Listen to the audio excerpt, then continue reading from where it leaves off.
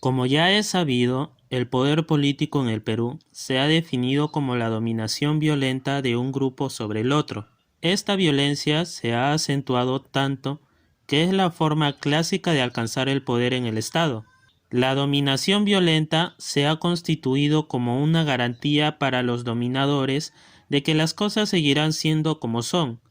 Esta dominación se originó en las desigualdades étnicas, clasistas, de edad, etc., de acuerdo al devenir de nuestra historia. Se dice incluso que estas desigualdades tienen también un origen externo, de acuerdo a qué potencia ejerza influencia o no. Desde 1930, que el poder político empieza a manifestarse, además de la violencia, en la democracia, conjugando acuerdos de varios grupos. Sin embargo, esta democracia no empezó a tener efectos sino hasta 1960, y plenamente desde 1980. Este último periodo reformista nos llevó nuevamente a la violencia. Por ello, el terrorismo y la brutalidad de la respuesta estatal se dieron, dando paso al golpe de Estado y a la represión política, ganándole nuevamente la violencia a la democracia. Este difícil y contradictorio ejercicio del poder como dominación violenta es lo que caracteriza a la política peruana. Es como se ha estado haciendo y pensando la política peruana.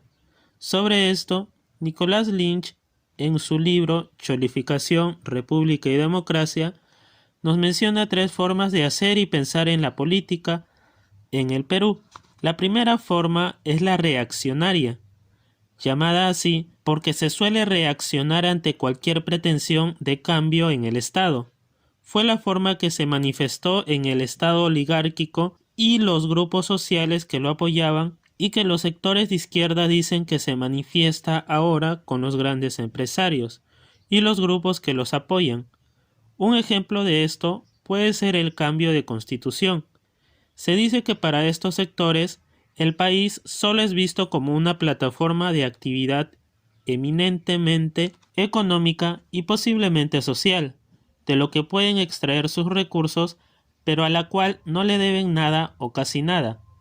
¿Será esto cierto? Se cuenta que el origen de la forma reaccionaria la tiene Juan Ginés de Sepúlveda, el capellán y cronista oficial de Carlos V, quien sustenta la inhumanidad de los indios y quien es considerado el ideólogo más remoto de la derecha reaccionaria en el Perú.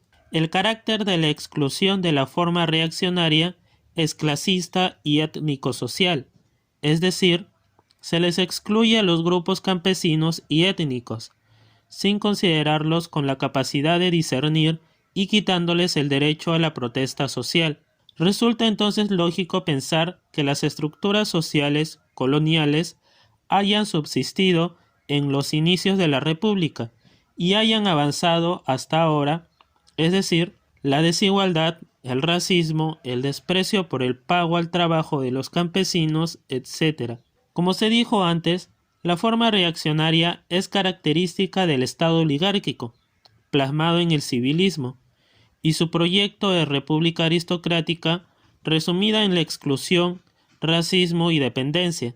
Se prolonga a las dictaduras militares, pero parece acabar con el golpe militar de Velasco Alvarado, pero resurge con la dictadura de Alberto Fujimori, solapada por el fraude, la corrupción y el patrimonialismo. La segunda forma es la forma reformista conservadora, que busca parcialmente la unión del país y de las mayorías a la economía y política peruana. No niega la explotación clasista, étnica y social, sino que busca reformarla por la vía de la legislación e intervención estatal.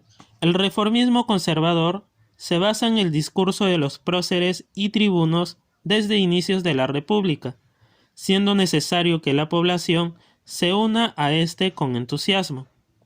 A diferencia de los reaccionarios, para esta forma sí importa la diferencia entre dictadura y democracia, solo que el acceso a esta última debe ser representativo y no abiertamente participativo. En otras palabras, nos dice que para participar en elecciones, para elegir y ser elegidos, deben estar aptos solo unos cuantos, los que a su vista estén mejor preparados.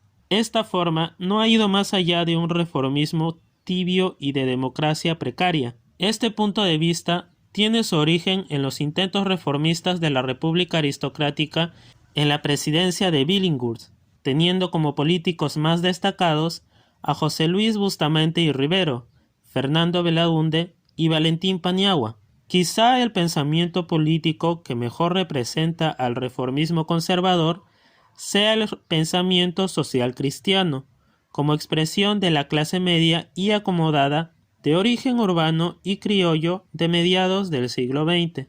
Este pensamiento suele ser el humor del consenso, que busca cierta opinión ilustrada como salida a los momentos de polarización política en los que se prefiere tranquilidad y el respeto de algunas instituciones. Hay una tercera forma llamada nacional popular, que postula que la política es un asunto de todos y para todos. La expresión de las clases medias radicalizadas, de los trabajadores e informales y rurales, así como de los pueblos originarios. Se señala que su nacimiento se dio en 1930, aunque se dice que su más antiguo antecedente fue la reforma universitaria de 1918. Este punto de vista propugna el desarrollo autónomo de las naciones basado en el trabajo decente y la inversión nacional, dejando de lado la servidumbre, el trabajo gratuito y la represión del salario.